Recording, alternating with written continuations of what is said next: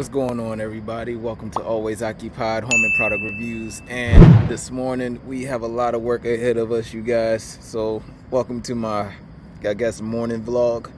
We are going to rent the aerator today, or try to rent the aerator. I'm gonna go to Home Depot. I believe I need to get the little trailer, so hopefully Home Depot have it. If they don't have it, I guess I will have to go to U-Haul to get one of those little small trailers to fit the aerator on, because of course the aerator is heavy as heck, right? Now, this will be my first time actually using the aerator. All the aerators that I have used, I either used the spike aerators or the shoe aerators, or the manual aerator. So the lawn is coming back, you guys. The lawn is coming back. It's a cool season grass for me, you guys. I'm in Maryland.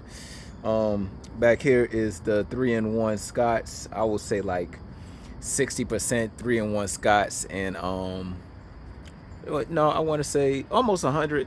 When I did that tree renovation, if you have never seen that video, I removed like 20 to 25 trees back here.